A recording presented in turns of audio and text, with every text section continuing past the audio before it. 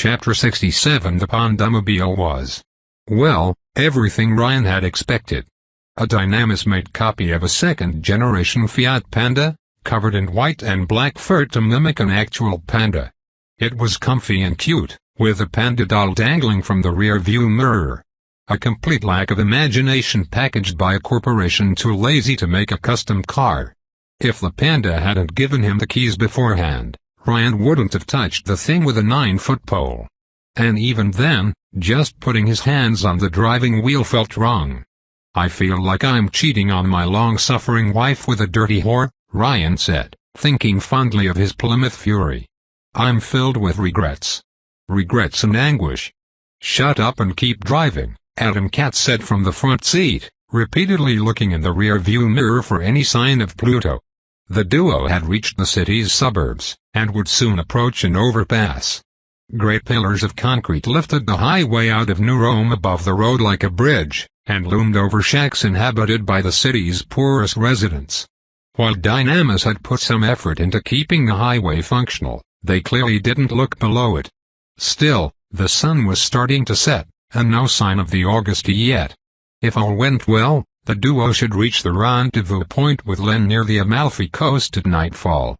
"Hey, you're the one who prevented us from taking a better car." Upon seeing the abomination, Ryan had immediately tried to borrow the nearest sports car, but no, Kitten was too nice to allow it. "It's your life on the line. One of them anyway. Yours too now. Augustus will target anyone who helps me." Felix sighed. "Sorry to be snappy, Ryan. I appreciate the help. Have you fallen for me yet?" The courier teased him, just as his phone started ringing. "Lucky girl. Because your sister has, in spite of my best efforts." "You shouldn't be calling while driving," Adam Katz said gruffly, as Ryan picked up the phone while driving towards a traffic light. "Fortuna, darling, how can I make you even happier today?" "Ryan."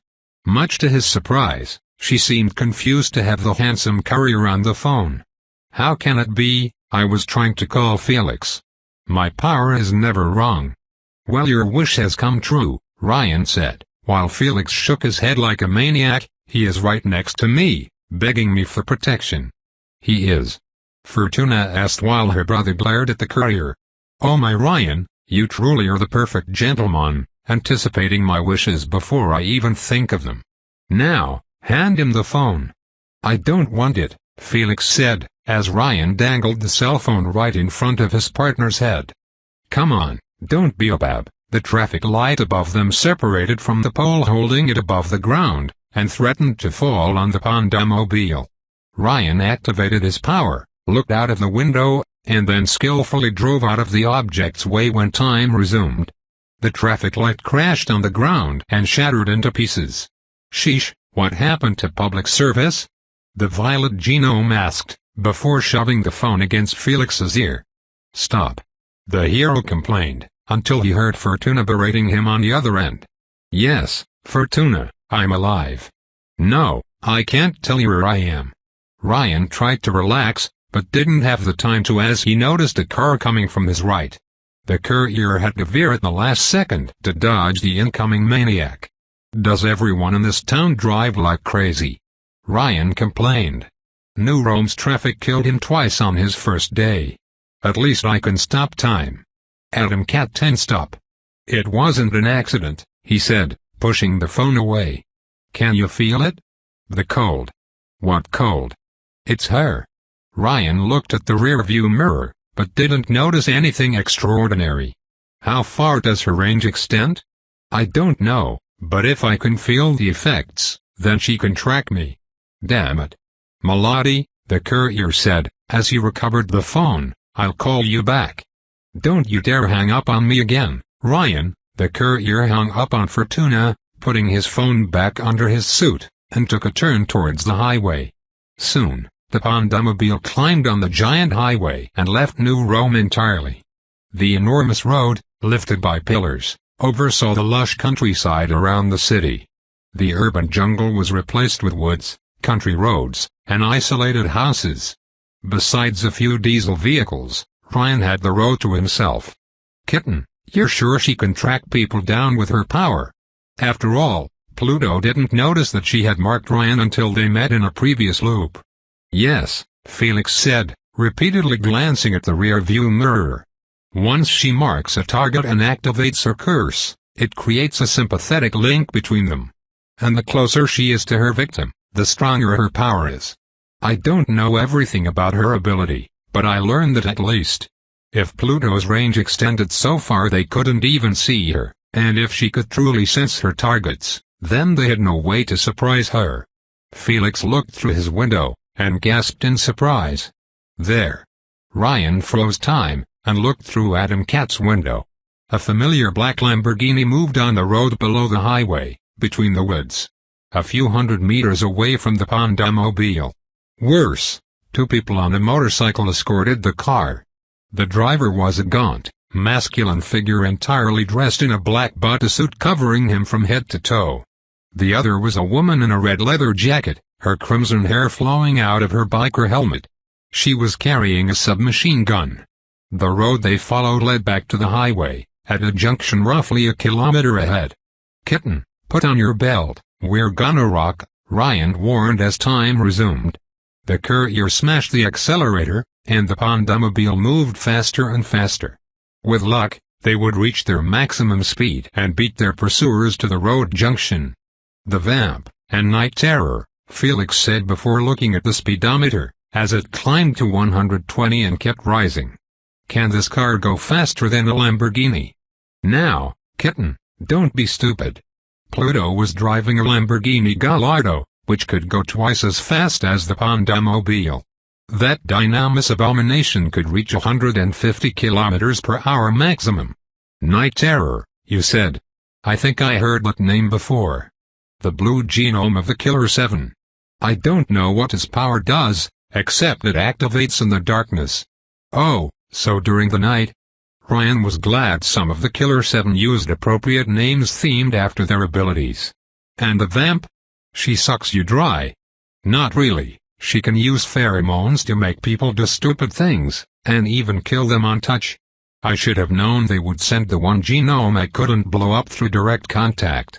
Adam Katz looked through the window and ground his teeth. "They are accelerating. They know we noticed them." Thankfully, the Pandamobile passed the road junction first, and had now reached its maximum speed. However, when Ryan looked into his rear-view mirror, he noticed the black Lamborghini and its escort pursuing them. Pluto had engaged Ryan in a highway car chase. She had no idea who she was dealing with. "Go get him, Tiger." "With pleasure." Felix opened his window, and threw an explosive dart at their pursuers with insane dexterity. Though Night Terror's motorcycle dodged the attack, the projectile exploded right in front of the Lamborghini in a catastrophic blast and blew dust everywhere. A truck next to the Pandamobile suddenly veered off course, one of its wheels breaking down. Thanks to skills honed through countless stunts across his loops and selective use of his time stop, the courier managed to dodge the vehicle as it fell off the highway. "No reincarnations today." Ryan mocked the truck, though he immediately had to avoid a pickup next. From what he saw, it suffered from the same problem as the previous vehicle. Ryan had a nasty gut feeling, and checked on the various parts of the Pandamobile. He quickly realized their car hadn't been spared either. "Oh great, the brakes don't work anymore. Not that I ever needed them before, but it will become worse the closer she gets," Felix warned, as Pluto's Lamborghini emerged from the dust cloud unharmed. The Vamp, meanwhile, raised her submachine gun at the Pandamobile. "Get down." Ryan didn't need a warning.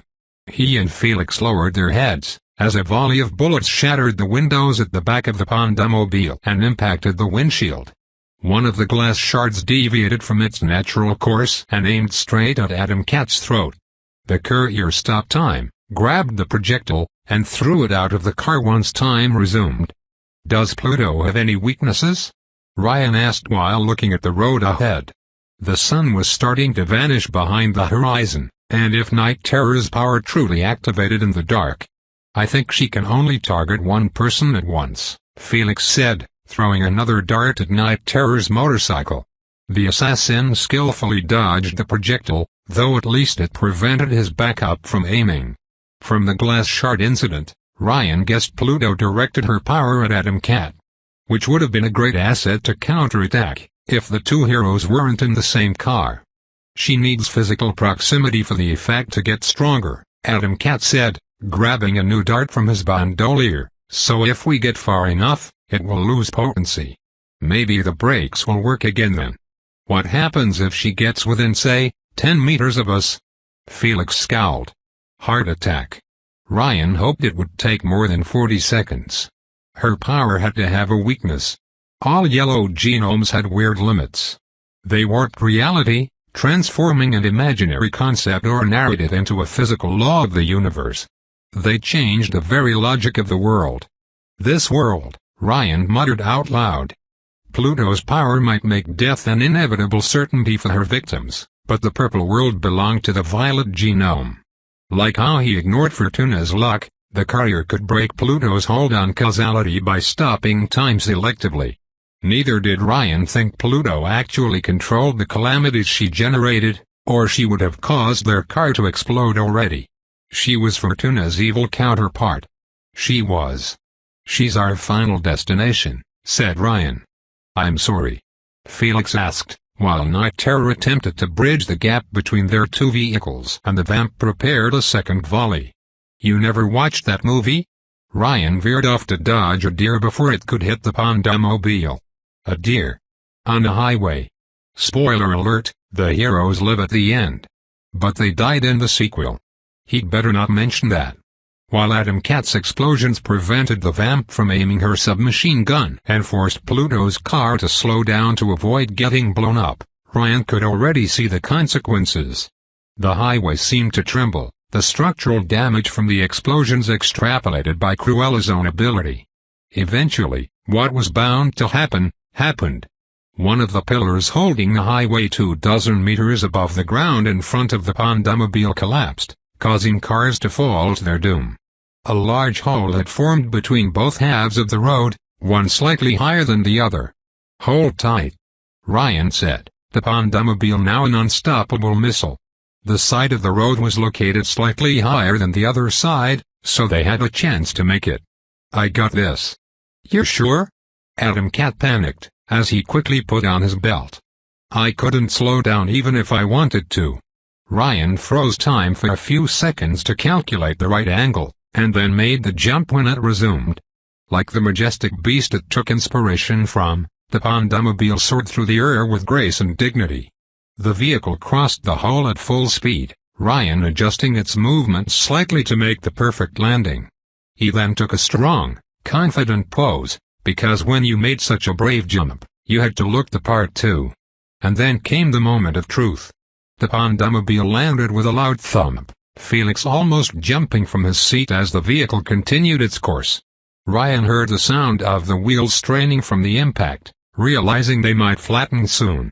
Night Terror, that coward, chickened out and abruptly stopped his motorcycle within a few inches of the hole, much to the vamp's chagrin.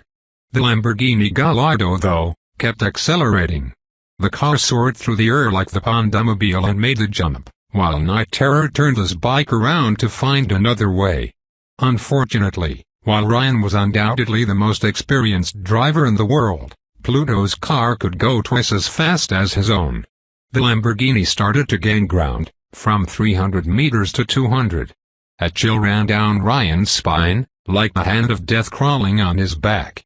His heartbeat accelerated, his breathing grew a little shorter. The courier felt like a rabbit hearing the faint steps of a predator nearby.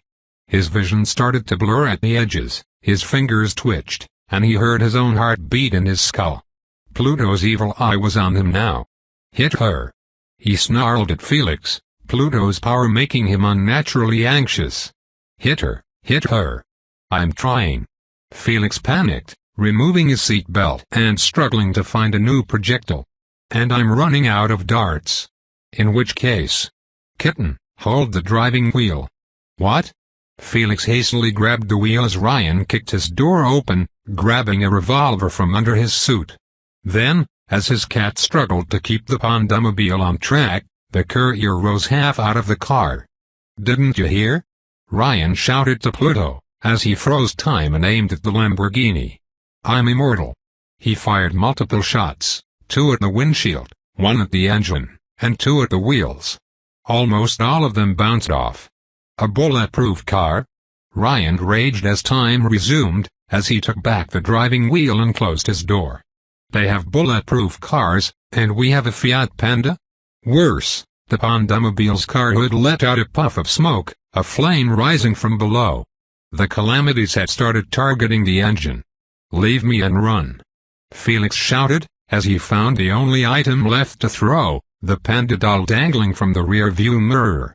He grabbed it and prepared to throw this lethal projectile like a grenade.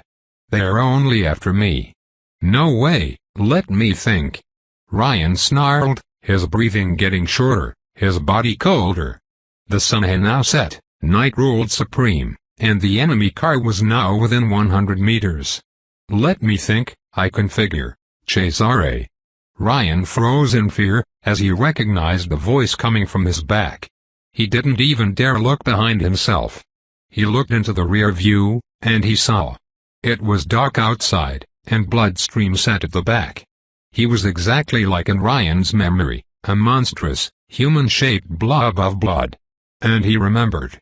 "You're dead," Ryan whispered, his voice breaking in primal fear. "You're dead. Because you killed me." His arms lunged for Ryan's throat and started to choke him, like in his childhood. The courier lost his breath, and control of the driving wheel. "Your own father." "Ryan, what's happening?" Felix panicked, as he abandoned his plan to throw the doll to regain control of the car. Unfortunately, he couldn't. Without the brakes, an intact engine, and a good driver, the Pandamobile veered off course. The car crashed through the guardrail, and fell from the highway. Felix screamed in horror, as the Pandamobile prepared to crash into the woods below. Ryan activated his time stop, the instinct of a dead man. Bloodstream's hold vanished along with his ghost, though the pain in the courier's neck didn't. The Pandamobile had frozen a few meters above the ground, interrupting the fall. Working entirely on instinct, Ryan kicked the door of his car open and grabbed the time-frozen Felix. He leapt out of the car with his friend, both rolling on the soft grass a few meters away from their vehicle. When time resumed, the Pandamobile hit the ground and exploded in a fiery detonation. Smoke and fumes rose from the wreck, illuminating the darkness. Bloodstream was nowhere to be found. He had never been there at all. An illusion. Ryan croaked, as he regained his breath and rose back to his feet. An illusion that could harm the target. Psychosomatic wounds? Night terror? No time. Felix said, pointing a finger at the highway above. The Lamborghini had stopped at the edge, Pluto and Sparrow stepping out of it to inspect the Pandamobile's wreckage. Ryan and Felix immediately fled into the woods, just as Sparrow noticed them. The assassin unleashed a crimson beam from her vantage point and set a tree on fire, but the two heroes managed to escape into the darkness. The hunt had only started. Chapter 68. From Friday the 13th to Candyman, Ryan had seen all the slasher movies. He had acted in a few too, either as the relentless Terminator during his brief Punisher phase, or as the lonely target pursued by malevolent psychos. He still looked back fondly on that run where he escaped the centipede with only his boxers on. Good times. So the current situation was nothing extraordinary. Night terror was just Freddy Krueger, except he could attack people while they were awake. Pluto was death from Final Destination. The vamp was a trap. Literal death by sex. As for Sparrow, she didn't fit any box. Perhaps she would be the final girl? The assassin was a bit old for the role, but Ryan was nothing if not open-minded. Anyway, he and Adam Cat had managed to escape through the woods, eventually moving far enough that Sparrow could no longer target them with lasers. The duo followed a hiking path down a wooded valley, surrounded by lush green ferns, verdant trees, orchids, and cascading water. Ryan recognized the area as the Valle del Ferrier, a natural reserve pre-war. Unfortunately, the courier sensed Pluto's power active on his person.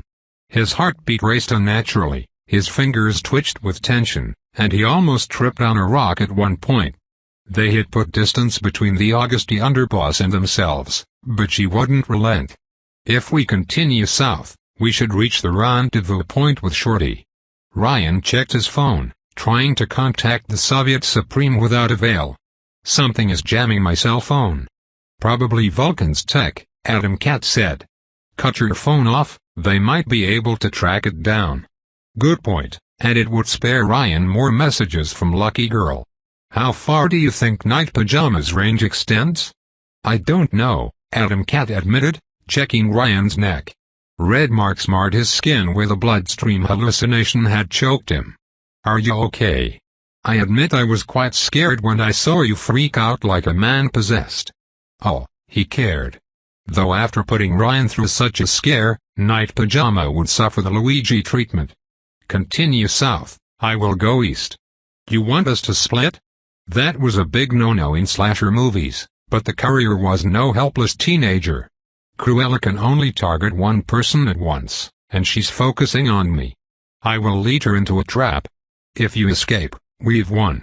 Also, Ryan couldn't risk having the Killer 7 track them to the rendezvous point.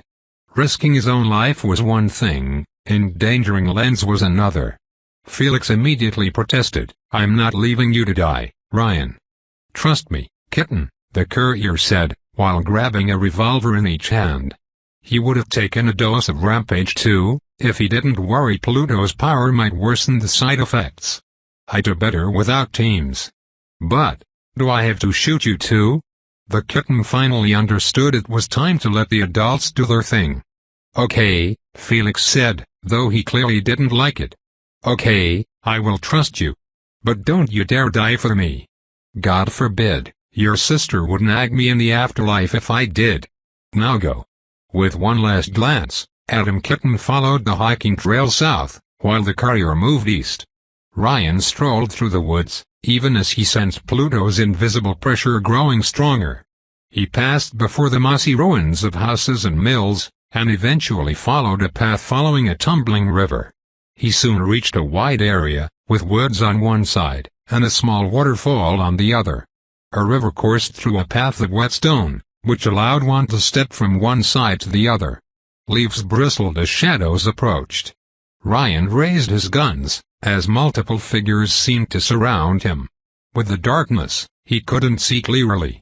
And yet, as a sweet, delicious perfume filled the air, the courier couldn't help but relax. The tension in his body seemed to vanish, as an invisible voice told him to relax. Slowly, a figure emerged from the bushes.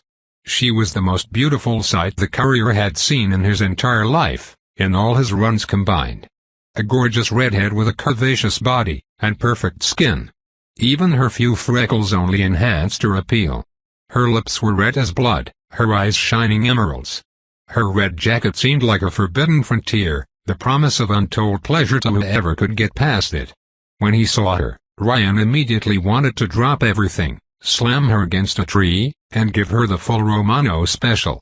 Hey, the vamp said with a warm, lovely smile, revealing her empty hands. Even her voice aroused the courier. It's okay. You're safe. My poor boy, you must have been so scared, all alone in the woods. Are you an angel? By now, Ryan's pop culture-infested subconscious was in full control of his body. They are the most beautiful creatures in the universe. I can be your angel if you want, the redhead said, putting a hand on her jacket zipper. Just throw your weapons away, and I'll show you heaven. Who was Jasmine again? This was the perfect waifu. The romance endgame, the true ending. But as Ryan was about to turn this horror movie into a porno, he realized one problem with this scenario. Gingers can't go to heaven, he said, they don't have souls. What? And then he shot her. The bullet impacted the killer's chest and tossed her back against a tree, but didn't shed blood. Oh, come on, what kind of supervillain wore a bulletproof vest nowadays? Ryan knew he should have aimed for the head. You shot me. Vamp protested in shock. You shot me. Begone, demon. Ryan raised his guns and fired at will like a maniac. I know your game, succubus. Each of your freckles is a soul you stole. Vamp looked at Ryan as if he were mad, before fleeing behind a tree to avoid getting shot. Damn, this always happened when he tried to blow off stress. "Richie, get your ass over here!" she shouted. "How can you resist my pheromones, asshole?" "Well, when you have taken as many mind-altering substances as I did, eventually you build a tolerance," Ryan replied, as he reloaded his guns. "Frankly, I've tried much stronger aphrodisiacs than your pheromones. You wouldn't believe half the things I've done." "No matter," the ginger devil replied from behind her cover, "a kiss and your vitals will fail you." As she said that, all too familiar inhuman faces emerged from the woods to surround Ryan from all sides. Dear guest. 5 vicious clowns, each armed with napkins and silver cutlery. The Monte Carlo is currently closed. "Bring it, Pennywise," Ryan replied, shooting the closest one as it collapsed into a white substance. These illusions could harm him like the real ones, but they died like the originals too. They only had as much power as his mind gave them. As he engaged the clowns, Vamp left her hiding spot and moved around bushes like a stalking lion, her hands now letting out some kind of colored smoke. Lethal pheromones, most probably. Ryan briefly stopped time, the Monaco illusions vanishing instantly. However, unlike Bloodstream's ghost before, when time resumed, the clowns returned to life. "Is that the best you've got, pajamas?" he taunted Night Terror, as he slaughtered his way through the clowns. "I killed thousands of them. I even ate one." Then, as he was surrounded by darkness and dead clowns, a new smell filled the air. One that filled him with anxiety and dread. The stench of death and disease and Rere. Ryan turned around, and faced her. She stood on the whetstone near the waterfall, wearing clothes drenched in blood. "Shorty?" Ryan asked, though intellectually, he knew this was all in his head. Len opened her mouth, only to vomit blood. She cried crimson tears while letting out an ear-piercing shriek, and charged at the courier with a knife raised. Ryan was so startled by the sight, that the illusion had closed the gap before he could aim. She used one arm to push him against a tree, and the other to try and stab him with a knife. The courier had to drop one of his guns to catch her hand and keep the blade away. He then attempted to aim with his remaining gun, even as his attacker started shocking him. "You never left Monaco." The illusion's voice didn't belong to Len, but Ryan himself. "You're still in that bed, and this is all a dying dream." That was probably the worst thing someone could have said to the time traveler, and it made him lose focus for an instant. Night Terror's blade instantly hit Ryan's thigh, though the courier managed to deviate the attack away from his vitals. Unfortunately, while the scary special effect failure kept him pinned to a tree, Vamp emerged from her hiding spot. "You should have taken the easy way out, jackass," she told Ryan as her pheromone-charged hand moved towards his neck. "At least I would have fucked you first." "Maybe next time," Ryan replied with a scowl of pain, before freezing time. He expected the illusion to vanish, but instead, it merely transformed. From a nightmarish, twisted version of Len, to a masked man in a full black suit. "There you are."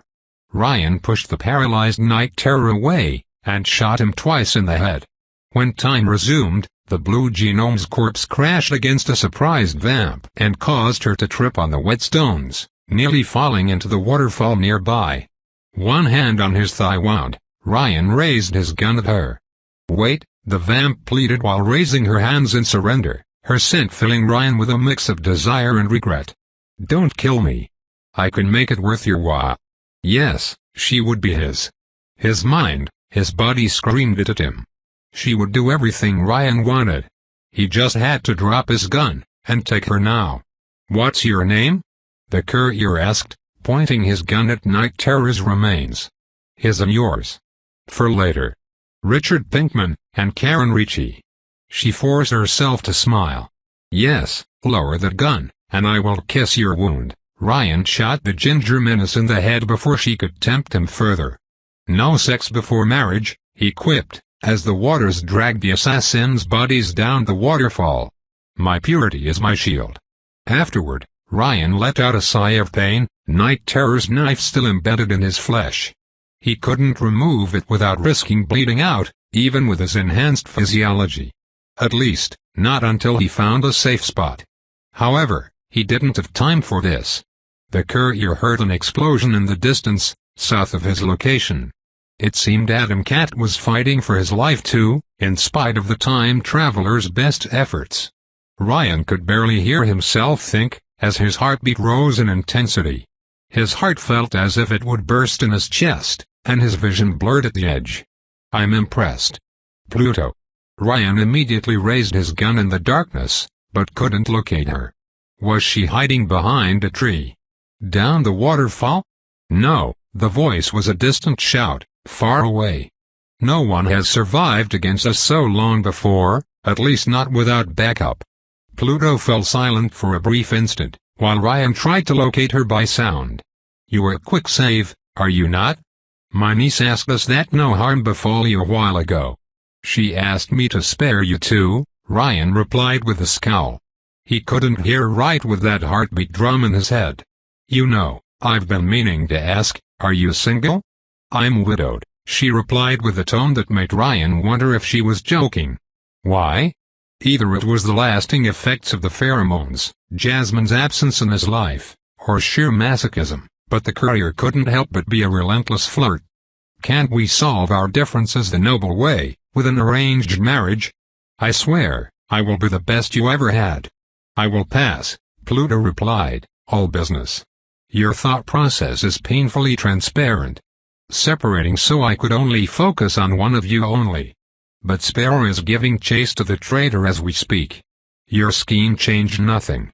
Don't you know cats eat sparrows?" Ryan shook his head, on edge.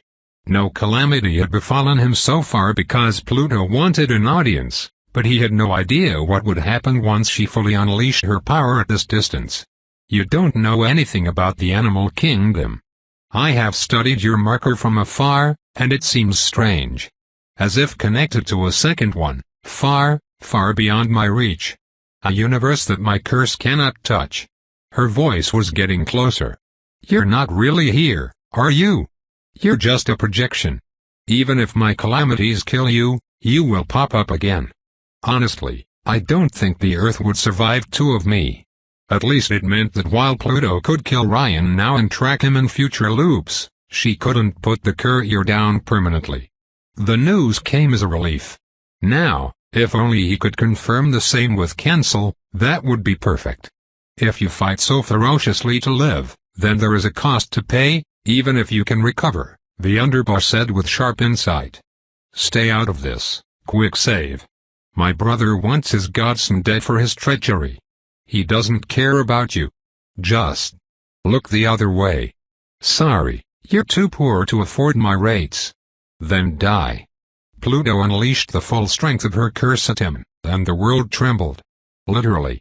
The ground quaked below his feet, and a terrible wind blew through the trees.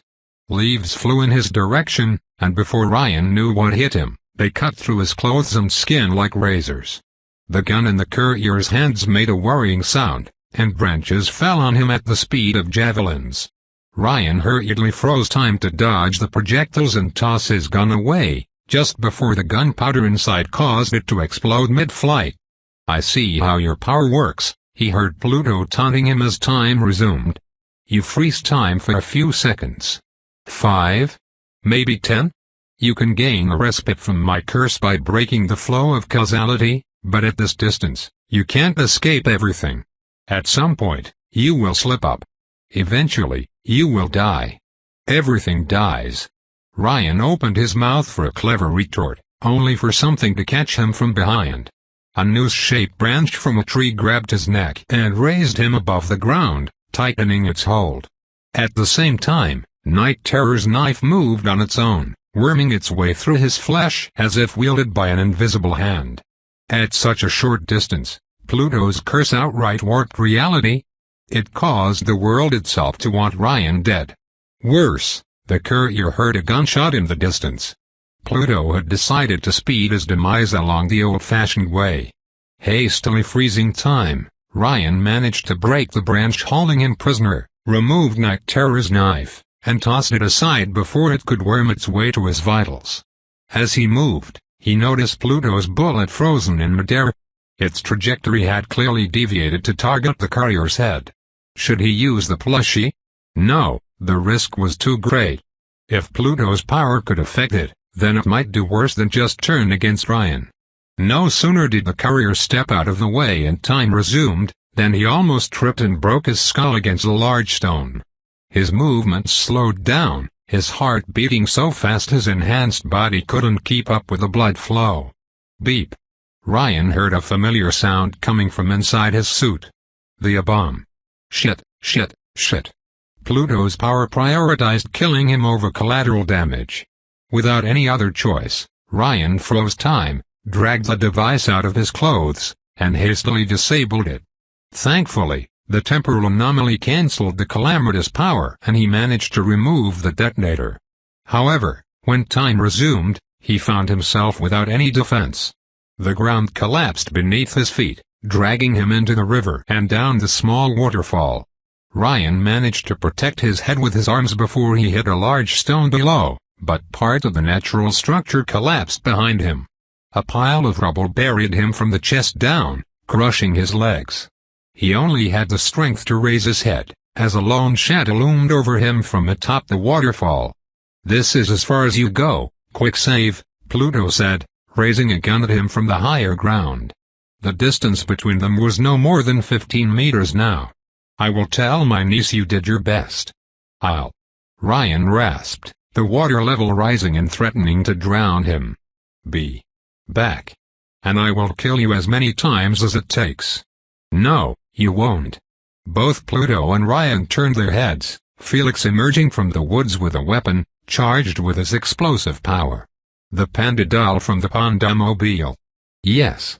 Ryan thought, his lungs too squeezed by rubble to articulate his words. "Use the power. Use the panda power. Take this." Felix snarled, as he prepared to throw the projectile at a stoic Pluto. The courier felt the death curse's pressure vanish, as it targeted Felix next. A rain of branches and leaves hit the young hero from behind just as he tossed his projectile, two wood spears impaling him through the right leg and shoulder. Felix collapsed while the leaves hit the panda doll in midair, detonating it at a safe distance. Pluto could use her ability defensively. "Where is Sparrow?" Cruella asked calmly while dusting off her dress. Kitten's valiant effort had achieved exactly nothing. "Dead," Felix said with a snarl of pain. The branch spears had pinned him to the ground, and his blood mixed with the water falling down the waterfall. Took her by surprise. And blasted her. Pluto's scowl deepened, and she aimed at Kitten's head with her gun. "She was a loyal soldier," she said, taking a step in his direction. Felix coughed blood, as the curse intensified and attacked his vitals. "Truly, my niece was too good for you. It couldn't end like this. This run. It had started so well, and he had made so much progress. Ryan was so close to breaking his own curse, to solve the secret of carrying someone across loops. It couldn't end like this, not after everything." God answered his silent prayer with a meowing sound. Pluto stopped before she could fire a bullet, as a white furball hopped out of the forest and right in front of Felix. The animal sat right in front of Adam Kitten, and looked at Pluto with its adorable eyes. "Jean Henry. What is?" Pluto's expression had changed from barred professionalism to a hint of fear. No more wooden spears or leaves fell to finish her prey off. In fact, strands of yellow energy seemed to flicker around the area, as if something challenged the underboss power. "What is this thing?" And someone had followed the cat through the wood. A striking young woman with hair as bright as the sun, the most elegant costume, and a gold-plated gun. Fortuna. Of all people, it was Fortuna who came to the rescue. A living good luck charm. Even better, her power seemed to interfere enough with Pluto's that no calamity or heart attack finished her brother off. Instead, a golden cloud surrounded Fortuna like a halo, and shielded Felix thanks to the physical proximity. "Godmother," she said with a frown, before noticing her brother and immediately rushing to his side. "Felix. Felix, are you all right?" "Fortuna." Pluto frowned deeply, her gun still pointed at Felix. "You were to stay with Livia." "I?" I tried to follow. Fortuna's eyes noticed Ryan down the waterfall, and widened in shock. Ryan? The courier tried to wave a hand at her, but his body failed. Now that Pluto's death curse didn't target him, the water level had fallen and no longer threatened to drown him, but his body remained crushed, battered, and bleeding. He was in no shape to interfere. Fortuna's horrified eyes moved from Ryan to Felix, as she quickly put the two and two together. No. Your parents gave their authorization, Pluto said, almost reading Lucky Girl's mind. The task fell on me, specifically so you wouldn't have to sully your hands. But... Fortuna's voice broke in her throat, as she tried to form a coherent sentence. It can't be. He betrayed the organization to the carnival, Pluto insisted, growing annoyed with Felix's continued survival. Now move out of my way. It has to be done. Fortuna's panic turned into a scowl, as she silently reached a decision. Godmother. Fortuna raised her own gun at Pluto's head, while stepping between the killer and Felix. Get away from my brother. If she wasn't such an annoyance, Ryan might have fallen for her on the spot. You're turning traitor too. Pluto glared at the siblings. You disgrace your parents, both of you. Get away from my brother. Fortuna repeated, her fingers trembling on the trigger. I won't hesitate. The two women exchanged a glare, the tension rising between them. Fortuna, no. Felix pleaded, his eyes widening in dread. No, don't. Spare the rod, Pluto said, calmly aiming her weapon at Fortuna while the death curse found a new target. Yellow strands surrounded Fortuna's cloud, like spears ready to fall on a shield. Spoil the child. Two gunshots echoed across the forest, and then silence. Chapter 69. Ryan's vision blurred. It was hard to focus. Darkness lurked at the edge of his vision, and his strength left him. He couldn't even feel his legs, and his whole body felt cold. Maybe it was the loss of blood, or the leftover damage he suffered from the battle with Pluto. Or perhaps it was Jean Henry's doing, as the cat teleported right in front of Ryan. The feline looked down on the trapped genome without a sound, like a guide to the underworld. Fortuna. Above the waterfall, a horrified Adam cat held his sister in his arms, blood flowing from her chest. Pluto's corpse fell down the waterfall, a hole in her forehead. The river pulled the underboss downstream to her last abode. Her curse had been cancelled and the woods returned to normal, though it came with a cost. Fortuna had made a lucky shot. But even luck couldn't cheat death from her due. Fortuna. Felix shouted, trying to cover his sister's wound with his hand and prevent her from bleeding out. Ryan knew enough about medicine to know it was useless. If he had the tools and the energy, he might have saved her. He would save her still. He would save them all the next time around. In the end, only Ryan was cursed with immortality. Only he could carry that burden. As he started to lose consciousness, Ryan noticed a metal shadow moving upstream. A mermaid in power armor crossing the river to rescue him. Rere! Len shouted in horror while rushing at his side, immediately pushing away the debris keeping him down. I'm here. I'm here. Len. Always there to save him when all was lost. I must go now. For a moment, the courier thought he had spoken out loud, until he realized where the disembodied voice came from. Something spoke through Jean Henry, using Ryan's own voice. The rest, the cat looked into the courier's eyes, his feline gaze shining purple with the wisdom of the stars, is up to you. A flash of violet light overwhelmed Ryan, and he lost consciousness. When Ryan opened his eyes, it was to the tune of the International. The ceiling was crimson red, and he faced a portrait of Markson Engel. An intravenous device pumped his right arm with anesthesia, right next to a steampunk wheelchair of leather and tin. Damn it, had he walked in a hidden Soviet lab again? Once had been enough. Ryan's eyes wandered around himself, his body feeling heavy. He had trouble breathing correctly, and his chest itched. Most importantly, he couldn't feel anything below his waist, including his most dangerous weapon. Even Vamp died in an attempt to claim it for herself. He was in a hospital bed, with a TV and a window leading into a dark undersea abyss. Sitting on a chair right in front of him, Little Sarah Reed Journey to the Center of the Earth by Jules Verne. She hadn't noticed him waking up. Ryan turned his head, glancing at another bed near his own. Adam Cat laid half-hidden beneath the bedsheet, watching the ceiling with empty eyes. Bandages covered his torso, and he had an intravenous system of his own. Felix. Ryan's voice startled Sarah, who hastily closed her book. Kitten. Nothing. Adam Cat didn't even respond. His gaze was a blank, empty abyss of nothingness, a 1,000-yard stare. He has been like that since Ma brought you in, little Sarah said with a frown. He doesn't respond when people call him. I've seen that gaze before in Rust Town. He's broken inside, and he's not coming back. He will. Ryan knew that from experience. Eventually, when it's done chewing on you, the abyss spits you back. Of course, the courier would probably turn back time before Adam Cat finished the healing process. Even if she annoyed him, he couldn't let Fortuna stay dead. Not after she gave her life to save her brother. Now you're awake, get your ass out of bed, little Sarah said, before realizing the obvious. Figuratively, I mean. How do you feel? Without my legs, like Christopher Reeves. I don't know who that is. And that's why I can't stand you. At least I still have little Sarah suddenly stopped, as she put the two and two together. Oh wait, I get the joke. Can't stand. Now, if you can bring me the wheelchair, Ryan said, glancing at his new Plymouth Fury. I will let you push me around a bit, but please don't talk behind my back. Do you want me to find you a parking lot?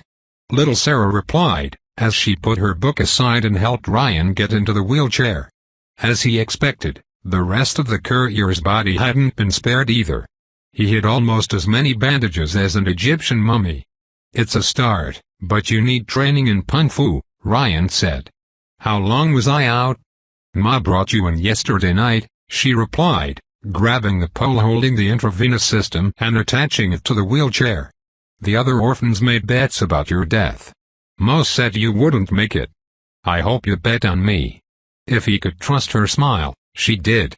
Yeah, you're too mean to die, and Ma. It would have hurt Ma, if you didn't wake up. Sarah glared at the courier. She was in tears when she brought you here.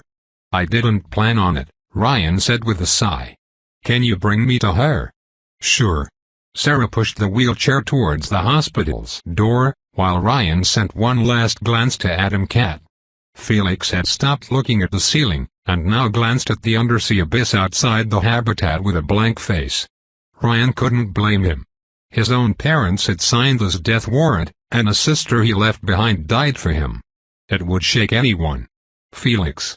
I don't want to talk, Kitten said suddenly, his voice emotionless. Now isn't the time. Maybe never. Sarah pushed the wheelchair through a steel corridor, and eventually, to Len's workshop.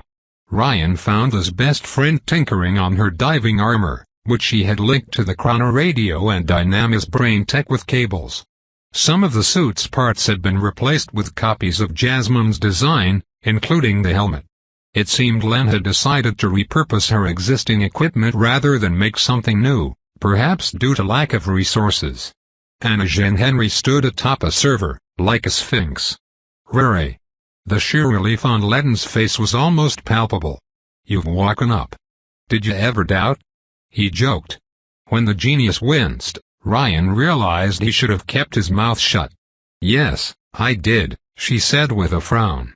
For the first time, he noticed the red shade around Len's eyes, as if she had repeatedly wiped away tears. I thought I was too late. You're an ass, Sarah told Ryan with a glare. I would kick you in the leg, if it wasn't useless. You can still pinch me in the arm if you want, Ryan replied, and she did. Ouch. You deserve worse, Sarah said, before looking at Len with concern. Ma, you should rest. I can bring you a warm hot chocolate. No, it's okay. Thanks, sweetie. Len forced herself to smile at Sarah. Can you leave us for a moment? The little girl clearly didn't want to obey, but did so anyway. The workshop's door closed behind her, leaving Len and Ryan alone. I'm sorry, Ryan said immediately. Len looked away. I couldn't save her. The girl. She was already drowning in her own blood when she was dead before he even arrived. Ryan moved the wheelchair forward, putting a hand on Len's arm. To his surprise, she didn't immediately back away from the physical contact. "Shorty, it's not your fault." She pushed his hand away. "If I had arrived earlier, you would have died," Ryan said. "Who told you where we were?" "I." Her expression turned from saddened to embarrassed. "I hacked your phone.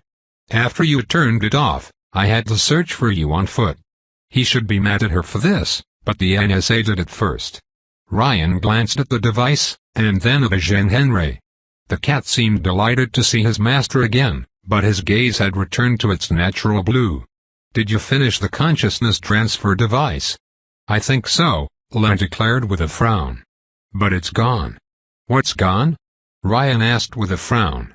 "Your cat's energy readings. They're gone. He's a normal cat now." Len shook her head, while Jean-Henri showed them his royal ass. Whatever caused his teleportation jumps before, it stopped. A purple world entity had possessed Jean-Henri like the plushie, and then left the building. Why? Why did it act this way? What was the point? Ryan couldn't figure it out, but he would in time. How are things on the surface? Len instantly winced. Clearly, things had only changed for the worse. Riri, you really want to know? You just woke up. Yes, I want to. Len slowly moved towards the computer hooked to the servers, typed on the keyboard, and showed him the screen. Droplets covered the camera recording the image, so Ryan assumed it came from a sea-based probe. But the quality was enough for the courier to see the disaster in all its glory. An awfully familiar disaster. New Rome had turned into a war zone, with Augusti genomes and Dynamis forces openly warring in the streets. The private security's helicopters rained bullets on superpowered gangsters, who retaliated with fireballs. Flames consumed buildings, including the Illinois Migliore HQ, which Vulcan and an armored squadron bombarded with missiles. A horde of cybernetically enhanced dinosaurs soon emerged from the Dynamis Tower, engaging the attackers in melee. The panda led the charge. Wyvern had been pinned to a building by countless spears and sharp weapons, while Mars dueled a colossal planned monster over the rooftops. Spatial tears opened around the Centurion wannabe, raining swords and spears upon the vegetal abomination. Yet the creature retaliated with vines as thick as trucks, and pollen capable of melting steel. As Wyvern freed herself, Mars jumped from one rooftop to the other by materializing shields beneath his feet to escape her.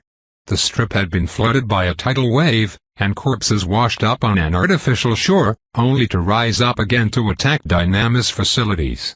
Neptune himself rampaged across Rust Town, having shaped an astronomical quantity of water into the shape of a colossal squid. A living laser cut one of its tentacles, and was soon joined by Devilry. But in spite of their best efforts, the liquid elemental quickly pulled itself back together and continued its deadly march towards the junkyard. The villa atop Mount Augustus had transformed into a fuming crater, over which two lights dueled to the death: a raging sun, and a crimson lightning bolt. Their fight was by far the most fearsome, both moving so fast even the camera had troubles following them. Mighty thunderbolts and plasma blasts rained down from the heavens, devastating the district around the mountain. The camera provided a panoramic view of the disaster, eventually reaching the harbor. Mortimer, Lanka, and other genomes fired at will against an unseen form, which almost gave Ryan a headache simply showing up on screen. A horrifying eldritch mascot with swirling tentacles for a beard, great dark wings, and webbed hands. A terrifying mix between a squid and a human, worn by a foolish genome unable to control its public domain-powered darkness. The abomination let out a scream, whose garbled words Ryan's maddened mind managed to understand. Cthulhu. Tane. Wardrobe had brought out the apocalypse suit. Things were that bad. It's like that all over the coast, Lynn admitted, as she sank in a chair of her own. Not just New Rome. Sicily and Sardinia too. It was the end of the last loop, all over again. Destroying the meta had only delayed the inevitable. So long as events remained on their current track, Dynamis, the carnival, and the Augusti were bound to collide with disastrous results. His perfect run looked so far away still. "I'm sorry, Shorty, but lap 66 will be for next time." "Yeah," she replied with a frown. "It was like this? The previous time?" "Not as terrible, but the result is the same." Adam just provided a bigger Mac. The computer let out a bleep. "What is it?" "A call," Len said, frowning as she typed on the keyboard. "Vulcan." Ryan's heart skipped a beat. Was this a ray of hope, in the middle of another bad ending? Open the channel.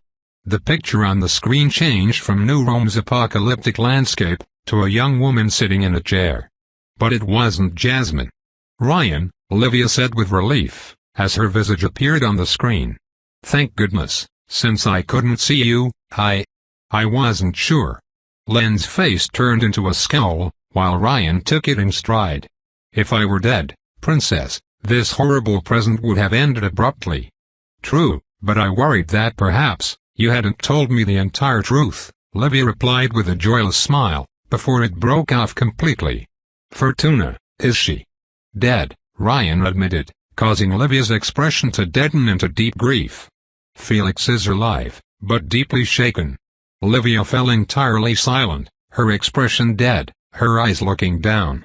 I foresaw it," she muttered to herself, holding back tears, "but I hoped is my aunt. Fortuna died defending her brother from Pluto, and if she had her way, your late aunt would have killed Felix too." Though it was blunt, Ryan thought she needed to hear the grim truth right now. "Your father gave the order, and Pluto didn't think twice about carrying it out." "I never wanted this," she said, joining her fingers. I never thought it would come to this." Even Len's expression changed to sympathy, even if she clearly disliked Olivia. Perhaps because she empathized with the Mafia Princess situation. Ryan sighed. "I will make it all right," he said, his tone softening. "I will make it right again." Olivia finally looked up. "Is there truly no other way?" she asked, her tone breaking. "Nobody will remember. Nobody but you. If nobody else remembers. If nobody remembers, it will happen again." Ryan glanced at Len, who shook her head. She had guessed his thoughts, and disagreed with the idea. Olivia was sharp enough to catch on to their unease. "You have a plan to solve this issue," she guessed. "We can't tell you," Len said before Ryan could open his mouth. "I'm sorry, but no. You're the underdiver, correct?" Len said no. Olivia regained her composure as she focused on Shorty, putting on her poker face.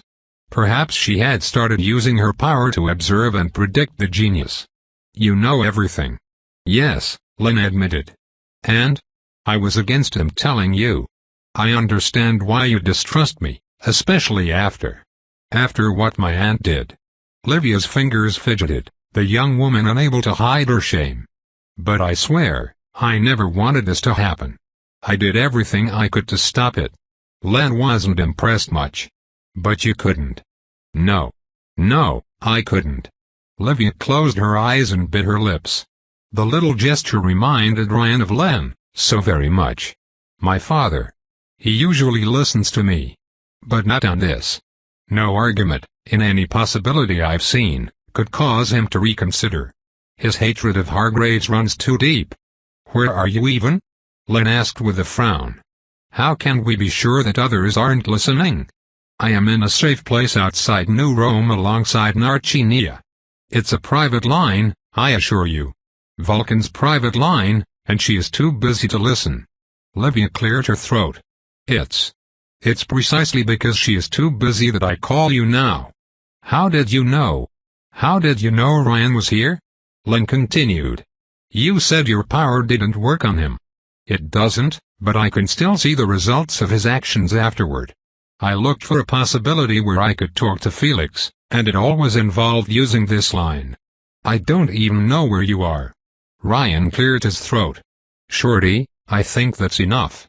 We're going nowhere with this." But Len would hear nothing of it. "She told you she could talk her father out of doing stupid things. She couldn't. What if she slips up about us to Augustus?" "Rary, She is a bum? I was wrong, all right. Livia's outburst startled everyone. I was wrong, the Augusty princess said, her expression twisting into a mix of remorse, grief, and disappointment. I wanted to think Dad. I wanted Dad not to be capable of such destruction. But I was wrong. Even Narcinia. You shouldn't have trusted Augustus, Len said. It was written on the walls. Didn't you trust your own parents? Livia asked bitterly. When your parents told you something, did you distrust everything they said? Len flinched as if she had been slapped. That remark hit too close to home. Look. Livia let out a long, heavy breath. If there is any chance to right these wrongs, I want to help in any way I can. My family caused so much pain, and now it's up to you to make up for them. Now I understand the burden on your shoulders, Ryan. I'm not blind. I can see your wounds. After what you sacrificed to help me and Felix, I want to return the favor. I told you on the phone. You did not help and then great. So you finally believe me? About how we weren't enemies? Ryan asked, Livia answering with a nod. Took some trying. I know maybe it's too late, but I was just scared, all right. Livia looked at the courier. I was scared of you. You're terrifying, Ryan. You know so much, but you can erase everything we do at will. You've done so countless times. None of my powers work on you. They work on Father, but not on you. When you put it that way. Ryan said nothing, turning instead towards a silent Len. The courier could have forced the issue, but Shorty had been at his side through thick and thin. If she didn't trust Livia enough to involve her in their scheme, then he would have to respect her wish. Even if he didn't like it.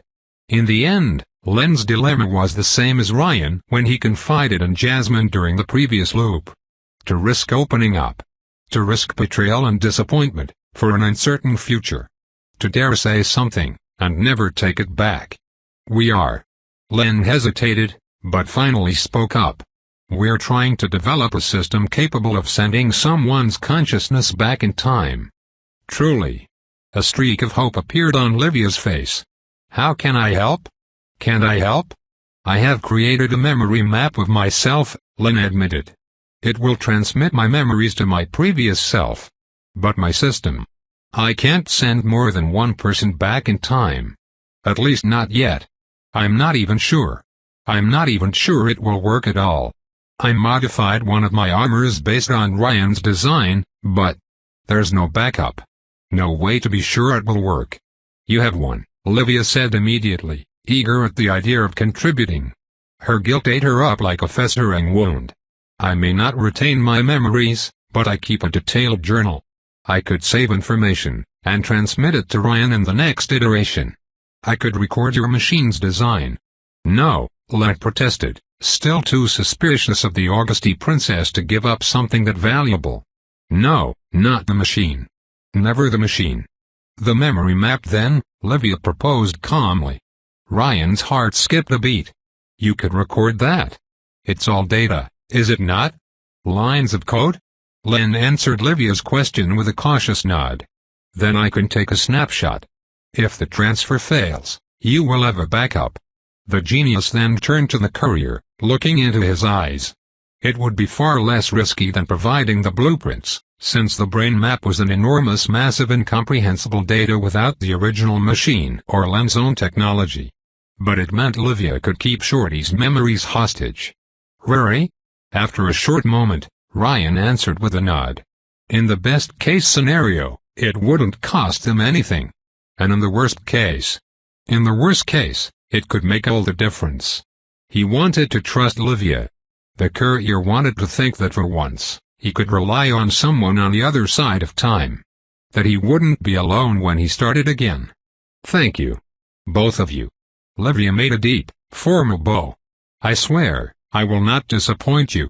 When will you turn back time? I suppose it will happen as soon as I send Shorty's consciousness backward. Ryan asked, glancing at his friend. Yes, Len answered with a nod. My system should cause an early end, as the message is sent. A polite way to say it would kill Ryan. Livia cleared her throat, trying to find her words. Is it possible I speak to Felix beforehand? I will link your feed to his TV, Len said. And send you the memory map too. Thank you, Livia said with a sad smile. Thank you. Len cut the conversation short, the screen turning black. You don't like it, Ryan said. No, Rere. No, I do not. If it goes wrong, she will have my life in her hands. If I fail, I will be her hostage, and she may use me against you. Do you understand that, Rere? I do. He narrowed his eyebrows. But why did you tell her, if you don't trust her? Because I trust you, Rere, Len replied. And? I was afraid of you too once. But I was wrong. Thanks, Shorty. Damn, he hid sand in his eyes. If the world is just, you will remember these words. It's not, she said, looking away. But I hope I'm wrong. The courier glanced at his cat, who now rested on the server. It said it was all up to us now, Ryan said. It helped, but now, it's all up to us. I don't understand. Jean Henry. It said it had to go, and that the rest was all up to me now. Now, Ryan saw it clearly. The entity had sent chrono radio messages to encourage the courier as he considered giving up, caused him to meet with Livia early in the run, and subtly provided help to Len. Positioning Fortuna so that she would save Ryan's life, and indirectly convince Livia to assist. It set events in motion so this very meeting could happen. It would mean that it sent Fortuna to her death intentionally, Len pointed out, skeptical. Should we trust something using human life so carelessly? I just want to see the best in people.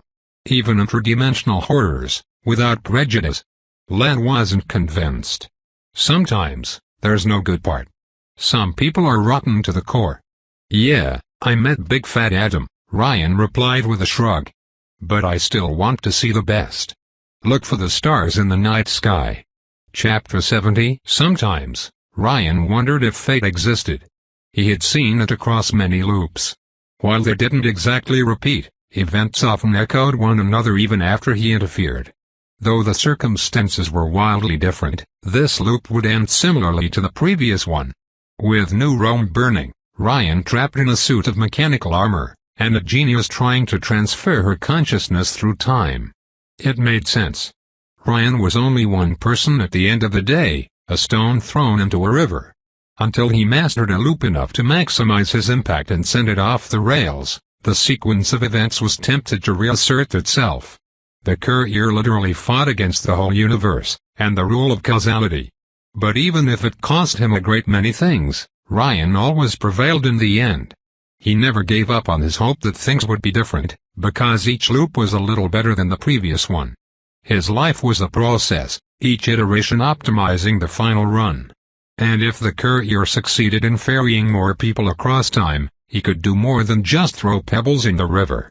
He could throw it off course with a landslide. I will need you to activate your power when I ask, Len said, as she put the modified armor's helmet on Ryan's face and hooked the courier to her machinery. From what I gathered, the violet flux should build up, reach critical mass before you approach the 10 seconds mark. Good. I would rather avoid making a new save point. Ryan looked through the helmet's lens, though no data showed up on them. Unlike Jasmine's armor, Len's design was cruder, experimental. It would serve as a fulcrum for his power, but her computer would run the actual computations.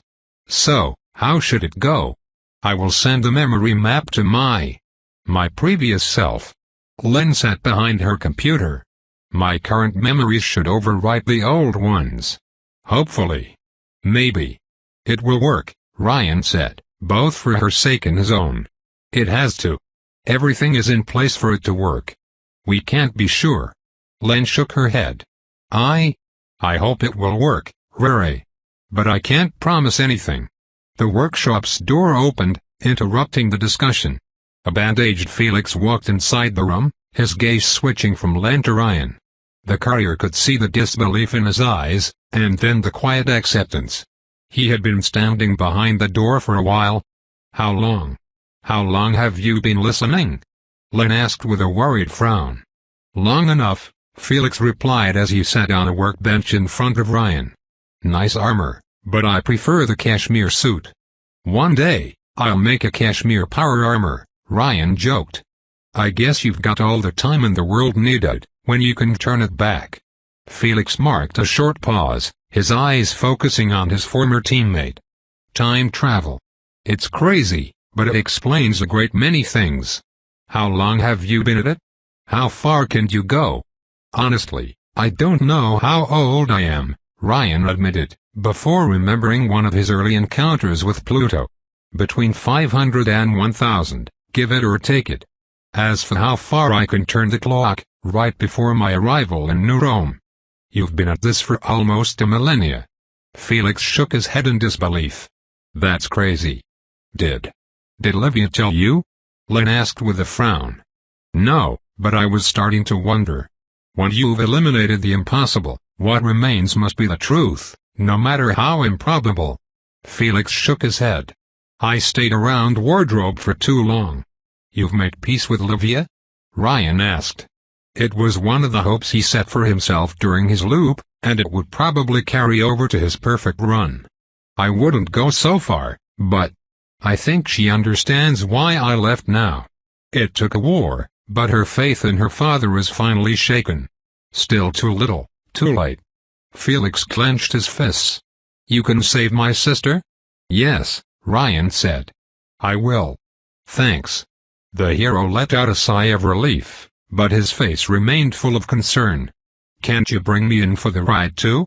You'll need help. No, sorry, Ryan said. The machine could only host one brain map. Believe me, I would if I could. Len cleared her throat. We're not even sure I can make it at all. Felix took it well, all things considered. Or more likely, all that he went through lately had numbed his emotional reaction. I see. And once you go back, we all die. You won't forget, Ryan reassured him. Like amnesia. Amnesia. I suppose that's one way to see it. Did Adam Kitten's eyes squinted at Ryan. Did you fuck me before? No, Ryan replied, much to his kitten's disbelief. Of all things, that was the bit he worried about. I have a whole fuck, marry, kill list to fulfill before my perfect run. Marry Jamie, marry Yuki, fuck the vamp, kill Sipsy. Len rolled her eyes, while Adam Cat crossed his arms. I don't know why I'm not even surprised, he said, before falling silent. Clearly, he had a lot to process. Kitten. I didn't understand how much she loved me, Felix said, looking at the floor. Fortuna. I thought she would choose our parents over me, but I was wrong. I was wrong about her, and about Livia too. There's still hope for them. I never appreciated my sister, Ryan. I see that now. My own parents signed off my death warrant, but Fortuna. She chose me over them. When her back was against the wall, she did the right thing. Neither Ryan nor Len said anything. Both understood that the hero spoke with his heart, and needed to get a truth off his chest. And when you turn back time, Ryan, I'll forget that. I'll be angry and bitter at her, all over again. Her death will mean nothing. No, because I will remember, Ryan reassured Felix. His opinion of Lucky Girl hadn't been the best, but after seeing her sacrifice, it had greatly improved. She would make it through his perfect run, one way or another. Can't I ask a favor, Quickie? Make sure Adam Cat gathered his breath. Make sure I understand that by the time you're done, and without her dying. I don't think I will ever make up with Fortuna, if you don't interfere. Don't worry, I'll find a way. Most likely, he would kidnap them both and bring them to family therapy. Even if he had to turn one of them into a pickle. Thanks. A genuine smile spread on Felix's face. I had fun working with you, Ryan. You're a good friend. Damn it, Shorty, you should start the process before I die of diabetes. Ryan looked away from Felix, as his genius friend typed on her keyboard. We never got around to doing a training montage with the panda. Yeah, I'll carry that regret to my grave, Felix mused. Would have been fun. A terrible alarm echoed through the underwater base, interrupting the happy moment. Ryan turned his head at Len, his heavy helmet slowly moving with his skull. A picture of the abyss outside appeared on her computer's screen, alongside the shape of an enormous submarine. Projectors from Len's base cast light on its hull, and the logo painted on its steel shell. Dynamis. The computer bleeped, as someone tried to establish contact. Len cautiously answered with a frown, a new video feed forming on the screen. A ghoulish, shining skull looked at the genomes in the workshop. "So you lived, Adam Cat." There was no relief in Alphonse Manada's voice, only a hint of curiosity. "I was wondering where you had run off to." "Fallout?" Felix said as he climbed down from the workbench and approached Len's computer. "What is the meaning of this? Aren't you in New Rome?" "I was, but we are moving our HQ and laboratories out of the city. Augustus destroyed our previous installations." The Dynamis CEO glanced at Len. "And we will pick up Miss Sabino along the way." Len bristled in dread, much to Ryan's frustration. "Et tu, Nagasaki?" He taunted the nuclear cyborg. "Is that you inside that armor, quick save?" Fallout replied with a scoff. "Good, you're coming too. I will give you 10 minutes to get out of this underwater hole and join us on board our submarine. We are on a tight schedule, and Vulcan might give pursuit soon." "No," Len protested, shaking her head. "We politely deny your request," Ryan said. "Don't force us to raise a new Berlin Wall." "I don't think you understand." Alphonse focused on Len, his shining gaze without emotion. "We need her, dead or alive. If you don't surrender now, we'll flood this entire complex and harvest the corpse's genetic material." Shorty's face lost all color. "There are children inside." "We helped you against the Meta," Ryan pointed out, deciding to add this man to his kill list. "You have an odd view of long-term partnerships. I knew of your dealings with Livia Augusti, quick save. You betrayed us first." Alphonse grunted, ignoring Len's comment. "It doesn't matter. If you want to spare lives, you'll join us." Felix didn't hide his fury and disappointment. "I thought you were one of the good ones." "I am. Augustus will never be the face of Europe, so long as I live. All I do is to make sure he and his twisted kind don't win." "How are you any different?" Felix snarled angrily. "You heard Hargraves. Augustus murdered an entire peaceful community to get his hands on my sister Narcinia. And now, you threaten the lives of children to put a genius under your yoke. The difference is that I do it to save human lives, not destroy them. Can you even fathom how many people Augustus slew? How many more he will kill, now that he has let go of whatever breaks he had?" Alphonse turned to look at Len. "The faster we end this war, the less people will die. If she comes with us, we will be one step closer to victory." "Why me?" Len asked, her voice breaking. "What? What did I do to you? Is this about the factory? What point is there in telling you now?" Alphonse replied gruffly, but did shed some light on his motives. "You are the key to refining our elixir processing, Sabino. To mass-produce these potions, so they are no longer a tool of oppression by the few. You want to make everyone a genome," Ryan realized. "Yes. Augustus and warlords like him are able to exert so much influence because they concentrate genomes into their organizations. But if everyone is powerful, then no one is. Don't you get it? The only way to break these superpowered dictatorships is to democratize elixirs. And Sabino is the key to fulfilling this dream. He was a red in more than one way. A shame. If he didn't want to carve her open, Fallout and Shorty would have probably gotten along perfectly. Because you keep bloodstream in your labs?" Ryan asked, Len bristling at his bluntness. Fallout ignored them, denying them even information for the next loop. "I tire of this nonsense. What will it be? Dead, or alive?" Len looked at Ryan, and her answer came swiftly. "Better dead than corpo," the genius said, as she abruptly cut off the communication. Alphonse immediately answered this act of defiance with a bombardment, the entire undersea complex shaking as projectiles hit the habitat. "Now, Rere," Len ordered, as she booted her program. Ryan immediately froze time, violet flux particles floating out of his suit. As they grew in number, the courier took a moment to observe the scene around him one last time. Water breaking through the ceiling thanks to dynamis torpedoes. Len, looking at her screen with dread and hope. And Felix, who waited for the end with quiet dignity. It wasn't the ending Ryan had hoped for, and he swore it would not happen again. Violet particles swallowed the world around him, and this loop came to an end. It was May 8, 2020 in New Rome. Not for the first time, and not for the last. At least he could feel his legs again. Instead of driving straight into the city, Ryan parked his car nearby and waited. Music came out of the chrono radio, instead of a message from an erased timeline.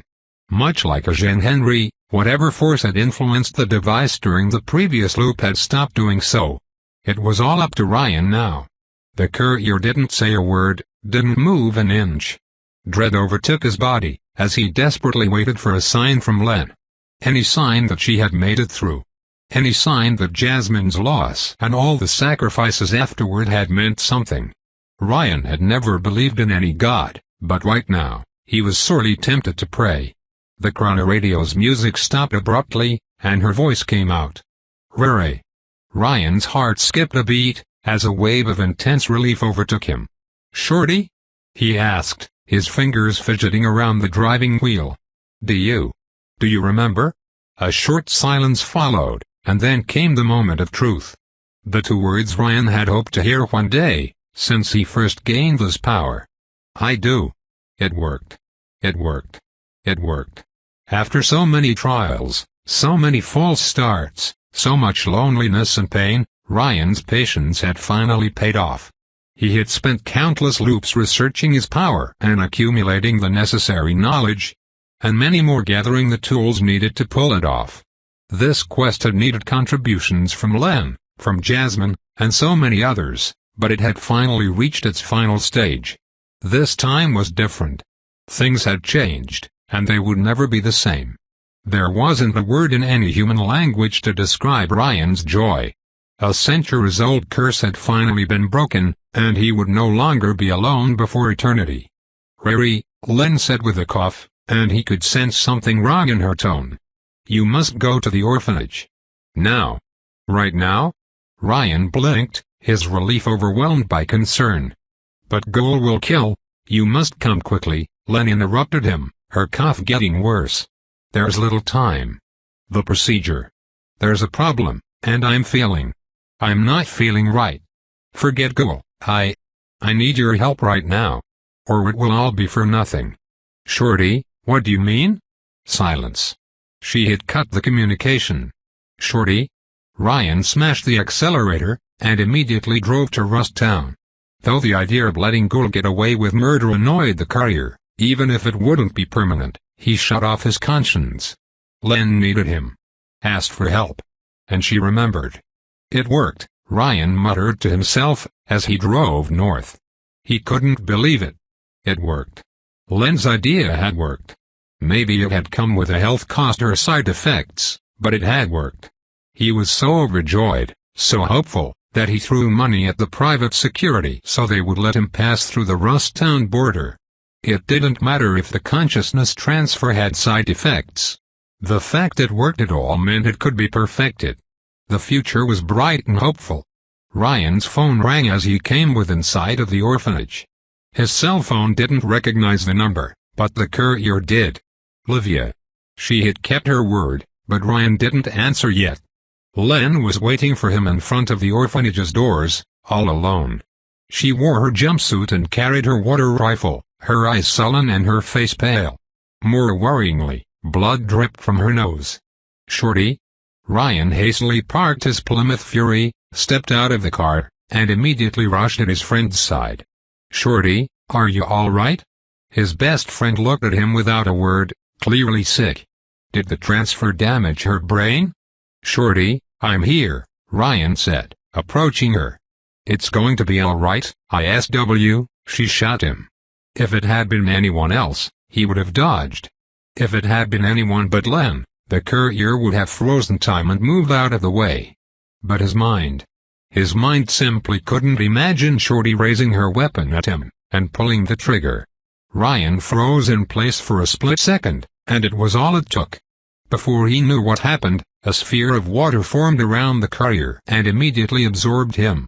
An intense pressure restrained his body, and liquid broke into his mask. Why? Ryan held his breath, utterly shocked, as his friend observed him from the other side of the watery prison.